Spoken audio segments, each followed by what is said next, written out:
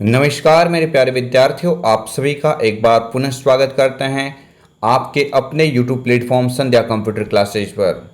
आरईसीटी मुख्य परीक्षा आप सभी को विदित है कि 6 अक्टूबर को आयोजित होने वाली है और हमने इससे पहले भी काफ़ी सारे महत्वपूर्ण क्वेश्चंस आपको अलग अलग मॉडल पेपर के माध्यम से बताए हैं। ये अपना मॉडल पेपर नंबर 13 जो आपकी स्क्रीन के समक्ष दिख रहा है और आज इस सेशन के अंदर हम महत्वपूर्ण 35 क्वेश्चंस को करने जा रहे हैं। आई होप आप सभी ने पहले वाली क्लास को देखा होगा और शाम को आने वाली जो 7 बजे अपनी जो क्लास रहती हैं, है ना, शाम को 7 बजे जो हमारी जो क्लास रहती है उस क्लास के अंदर आप अवश्य जुड़ना और अपना एग्ज़ाम की प्रिपरेशन एक व्यवस्थित चैनल और अच्छे जो नोट्स और क्वेश्चंस के साथ में आप कीजिए। चलिए हम पहले क्वेश्चंस की ओर बढ़ते हैं। आपकी स्क्रीन के समक्ष है पहला क्वेश्चंस। पहले क्वेश्चंस के अंदर बात हो रही है निम्न में से कौन से कंप्यूटर सिस्टम की एक सीमा है, यानी लिमिटेशन ऑफ कंप्यूटर की बात हो रही है। तो देखिए आपको याद रखना, स्पीड होता है, शुद्धता होता है, परिश्रमशीलता होता है, लेकिन कंप्यूटर के अंदर बुद्धि का क्या होता है भाई, अभाव होता है। तो इस क्वेश्चंस का जो राइट आंसर हो जाएगा वो बुद्धि का अभाव हो जाएगा।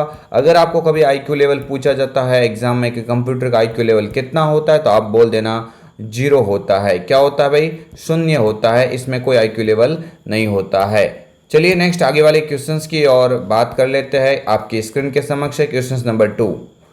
बेहतरीन से बेहतरीन क्वेश्चंस हमने इस मॉडल पेपर के अंदर शामिल करने की कोशिश की है और एग्ज़ाम को देखते हुए और भी कौन से अलग से क्वेश्चंस बन सकते हैं उन सभी क्वेश्चंस को हम आपके लिए सभी मॉडल अलग अलग पेपर के अंदर हम बता रहे हैं।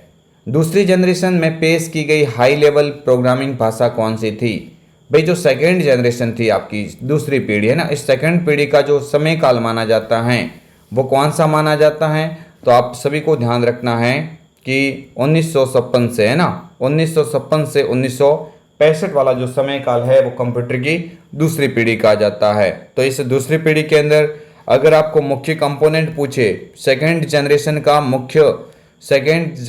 मुख्य भाग पूछे, तो मुख्य भाग भाई कौन सा था? तो आप याद रख लेना, ट्रांजिस्टर था। कौन सा था भाई? ट्रांजिस्टर था, ट्रांजिस्टर, है ना, ट्रांजिस्टर था। यहाँ पे लैंग्वेज की बात हो रखी है तो कोबोल और फोर्ट्रॉन कौन सा हो जाएगा भाई? पहली पीढ़ी की तो मशीनरी भाषा थी, दूसरी का क्या हो जाएगा? कोबोल और फोर्ट्रॉन। यहाँ से ऑप्शन नंबर सी वाला जो विकल्प है ना, ये उचित विकल्प माना जाएगा, यानी कह सकते हैं ऑप्शन नंबर सी वाला विकल्प सही माना जाएगा। नेक्स्ट आगे वाले क्वेश्चंस की बात कर लेते हैं। ऐसी कौन सी मेमोरी है जिसका प्रयोग रैम द्वारा अधिक बार प्रयोग में आने वाली सूचनाओं को संग्रहित करने के लिए किया जाता है? अच्छा क्वेश्चन है, एग्जाम पॉइंट ऑफ व्यू से काफी मोस्ट है। इस क्वेश्चन का राइट आंसर वही हो जाएगा कैश मेमोरी। क्या हो जाएगा? Cache memory. जो क्वेश्चन हमने ऑलरेडी पहले कर रखे हैं उन क्वेश्चंस के अंदर ज़्यादा टाइम हम नहीं लेंगे। इस क्वेश्चन का सीधी सी बात है, करेक्ट आंसर हो जाएगा कैश मेमोरी हो जाएगा। नेक्स्ट आगे वाला क्वेश्चन है, किसी फीचर्स को ऑन या ऑफ करने वाले कैप्स लॉक, है ना, बात हो रखी है ना भाई किसकी? Caps lock. तो कैप्स लॉक होता है, कौन सा होता है? कैप्स लॉक होता है। इसके अलावा और कौन सा होता है? नम लॉक होता है। कैप्स लॉक है, नम लॉक है। इसके अलावा जैसे स्क्रॉल लॉक है, कौन सा भाई? Scroll lock. ये तीनों वाले जो की होते हैं इन तीनों को कंबाइन रूप से टॉगल कीज कहा जाता है। क्या कहेंगे इसको? टॉगल कीज, है ना। कौन से बोलेंगे इसको? Toggle keys. यहाँ से करेक्ट आंसर हो जाएगा ऑप्शन नंबर सी वाला विकल्प। चलिए नेक्स्ट आगे वाले क्वेश्चंस की बात कर लेते हैं। क्वेश्चन नंबर 5 आपकी स्क्रीन के समक्ष है। किस संक्षिप्त कुंजी का समूह या किस संक्षिप्त कुंजी समूह का प्रयोग ओपन डायलॉग बॉक्स को खोलने के लिए प्रयुक्त होता है? तो आप सभी को ध्यान रखना है, फॉन्ट डायलॉग बॉक्स को ओपन करना कंट्रोल D और कंट्रोल शिफ्ट के साथ में P, दोनों विकल्प यहाँ से हो जाएंगे। इस क्वेश्चन का राइट आंसर क्या हो जाएगा? ऑप्शन नंबर A और B दोनों। क्या हो जाएगा? A और B दोनों ये कार्य कर सकता है। चलिए नेक्स्ट आगे वाले क्वेश्चंस की बात कर लेते हैं। ये फोल्डर आपके द्वारा डिलीट की गई फाइल्स को और फोल्डर को टेम्परेरी रूप से स्टोर करता है। अति महत्वपूर्ण क्वेश्चन है, बार बार मॉडल पेपर के अंदर आ रहा है, इसका मतलब आप समझ सकते हैं क्वेश्चन काफ़ी महत्वपूर्ण है। इस क्वेश्चन का राइट आंसर क्या हो जाएगा भाई? रिसाइकल बिन हो जाएगा, है ना। इस क्वेश्चन को हमने ऑलरेडी पहले कई बार समझाया है, इसलिए इसमें ज़्यादा टाइम वेस्ट नहीं करेंगे। सीधा ही हम आगे वाले क्वेश्चन की ओर बढ़ते हैं जो आपके एग्जाम पॉइंट ऑफ व्यू से इंपॉर्टेंट है। ठीक है, आगे वाले क्वेश्चंस की बात कर लेते हैं। बिना खाली जगह के कोई भी कंप्यूटिंग डिवाइस काम नहीं कर सकता। तो भाई कंप्यूटर में किसका होना आवश्यक है? आप बोलेंगे ऑपरेटिंग सिस्टम का होना आवश्यक है। एक कंप्यूटर में ऑपरेटिंग सिस्टम नहीं होगा तो आपका कंप्यूटर स्टार्ट भी नहीं हो सकता, तो आगे की काम की बात तो काफ़ी मुश्किल हो जाएगी।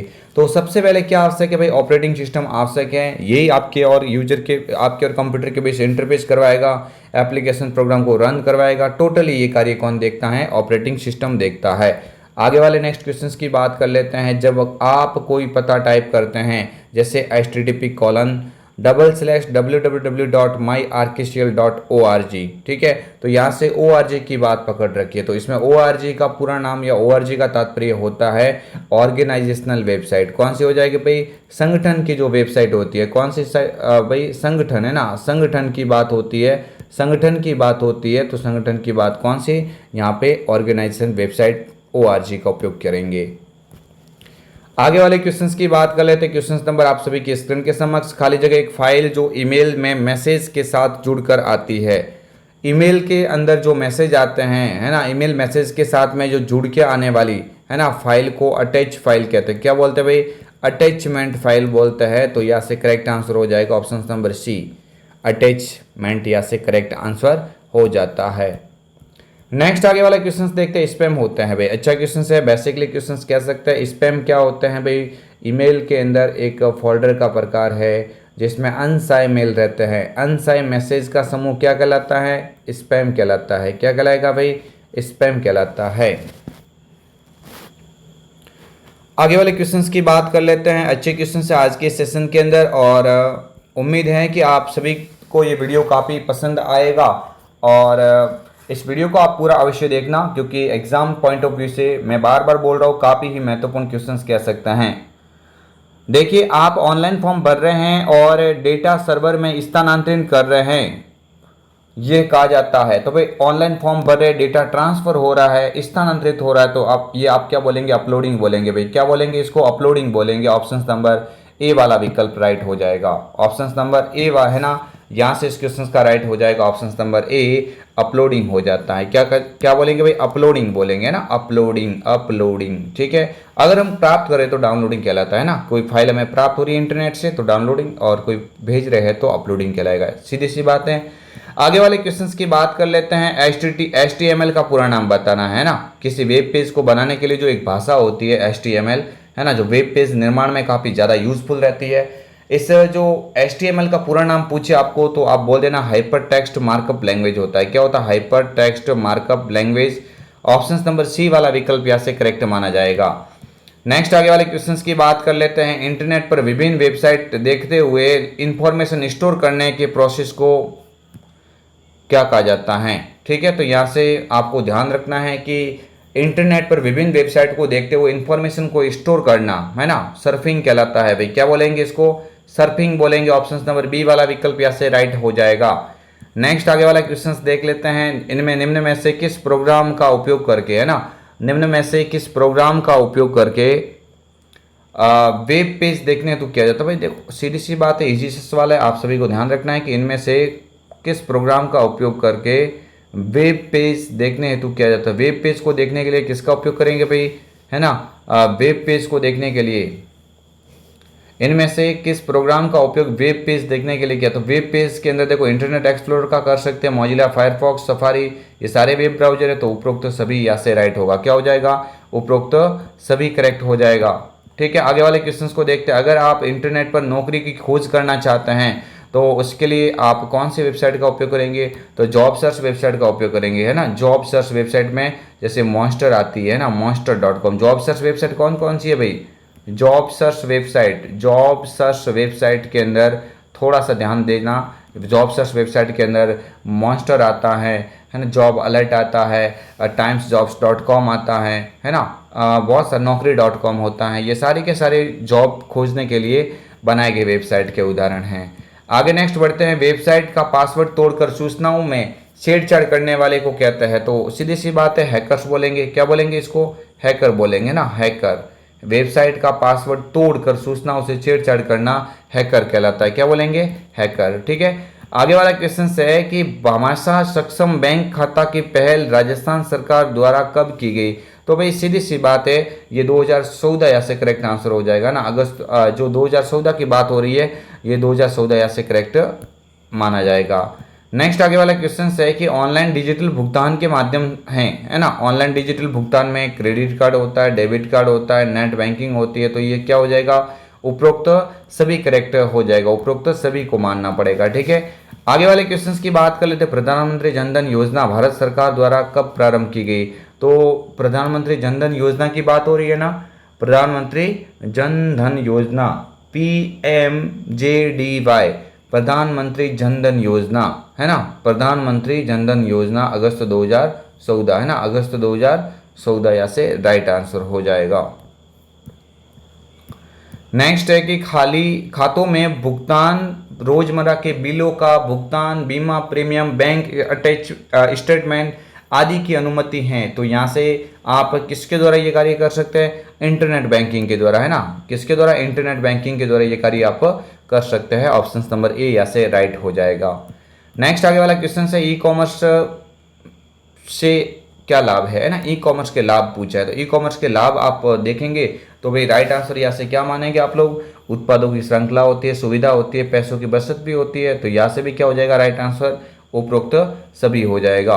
क्या हो जाएगा? उपरोक्त सभी हो जाएगा। नेक्स्ट आगे वाला क्वेश्चन है, ई कॉमर्स के प्रकार है, तो ई कॉमर्स के अंदर B2B होता है, business to business, business to consumer होता है ना, कंज्यूमर टू कंज्यूमर होता है, तो यहाँ पे भी क्या हो जाएगा? उपरोक्त सभी हो जाएगा ना, उपरोक्त सभी यहाँ से करेक्ट माना जाएगा। चलिए आगे वाले क्वेश्चंस की बात कर लेते हैं। क्वेश्चंस नंबर आपकी स्क्रीन के समक्ष है, महत्वपूर्ण क्वेश्चंस है।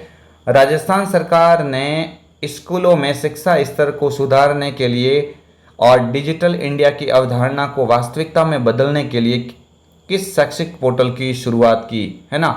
भाई कौन सा शैक्षिक पोर्टल शुरू किया गया? तो उसका नाम क्या है? राज ई ज्ञान। क्या है? राज ई ज्ञान, है ना, राज ई ज्ञान। यहाँ से एजुकेशन सेक्टर को बढ़ावा देने के लिए डिजिटल प्लेटफॉर्म लॉन्च किया है, राज ई ज्ञान।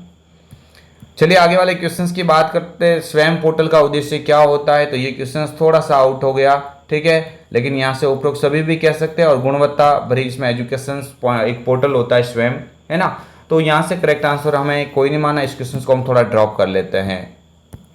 चलिए आगे वाले क्वेश्चंस की बात कर लेते हैं। डेटा का प्रबंधन और रखरखाव किया जाता है, डेटा का प्रबंधन या रखरखाव किसमें किया जाता है? तो भाई क्लाउड स्टोरेज हो जाएगा। क्लाउड स्टोरेज क्या होता है? इसे ऑनलाइन स्टोरेज कहा जाता है। क्या बोलेंगे इसको? ऑनलाइन स्टोरेज कहा जाता है, ऑनलाइन स्टोरेज के रूप में कार्य करता है। आप इसमें 15 GB तक, है ना, 15 GB तक डेटा स्टोर करने की क्षमता रखता है। कौन? Cloud storage. चलिए आगे वाले क्वेश्चंस की बात कर लेते हैं। भाई आगे वाला क्वेश्चन है, ईपीडीएस का पूरा नाम बताना। ईपीडीएस का पूरा नाम क्या होता है? तो आप बोलेंगे electronic public distribution system, electronic public distribution system. Option number D वाला विकल्प यहाँ से करेक्ट माना जाएगा। इसके अलावा नेक्स्ट क्वेश्चन है आपकी स्क्रीन के सामने, G2G का तात्पर्य क्या है? तो G2G का पूरा नाम गवर्नमेंट टू गवर्नमेंट होता है। क्या होता है? गवर्नमेंट टू गवर्नमेंट होता है। ऑप्शन नंबर ए वाला यहाँ से विकल्प राइट माना जाएगा। नेक्स्ट आगे वाला क्वेश्चन है कि एंटरप्राइज वेब कंटेंट प्लेटफॉर्म है, तो एंटरप्राइज वेब कंटेंट प्लेटफॉर्म किसे कहा जाता है? उसका राइट आंसर क्या हो जाएगा भाई? राज AEM। एक यहाँ पे ना राज AEM को एंटरप्राइज वेब कंटेंट प्लेटफॉर्म के रूप में जाना जाता है। नेक्स्ट आगे वाला क्वेश्चन है आपके स्क्रीन के सामने, जीपीएस मॉनिटरिंग और बायोमेट्रिक उपस्थिति प्रणाली कौन सी है ना? जीपीएस मॉनिटरिंग या बायोमेट्रिक उपस्थिति प्रणाली के अंदर आपको किसको रखेंगे? रास को रखेंगे ना, किसको?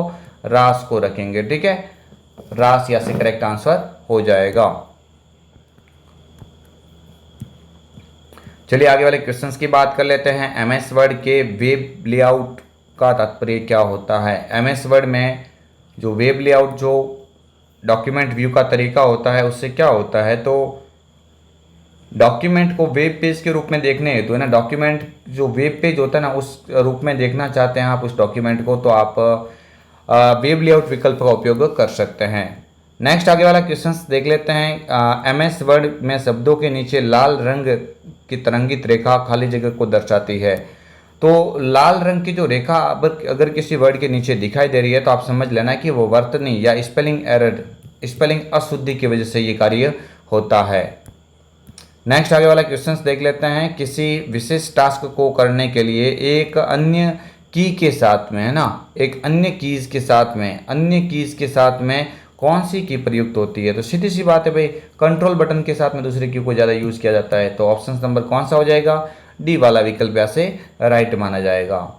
नेक्स्ट आगे वाला क्वेश्चन है, वेब खाली जगह एक से ज़्यादा वेब पेज होते हैं जो वेब सर्वर पर स्थित होता है। भाई तो यहाँ से वेबसाइट होती है ना, सीधी सी बात हो जाएगी, क्या हो जाएगा? वेबसाइट हो जाएगा। वेबसाइट में एक से ज़्यादा वेब पेज होते हैं। अब सही है, ठीक है। तो यहाँ से करेक्ट आंसर क्या हो जाएगा? साइट, ऑप्शन नंबर बी वाला विकल्प।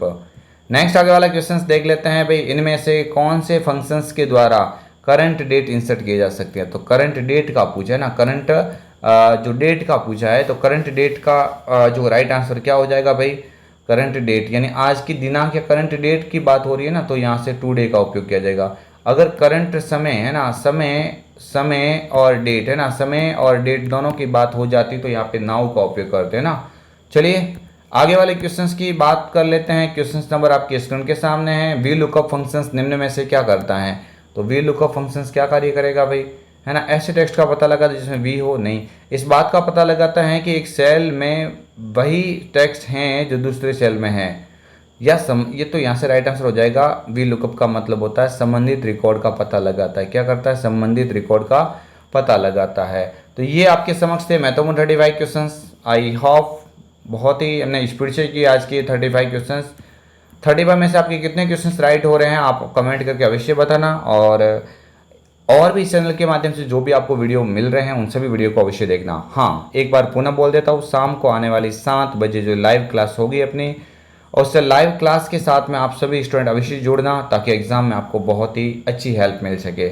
चलिए मिलेंगे आपको एक और बेहतरीन वीडियो के साथ में, तब तक के लिए जय हिंद, वंदे मातरम, जय भारत।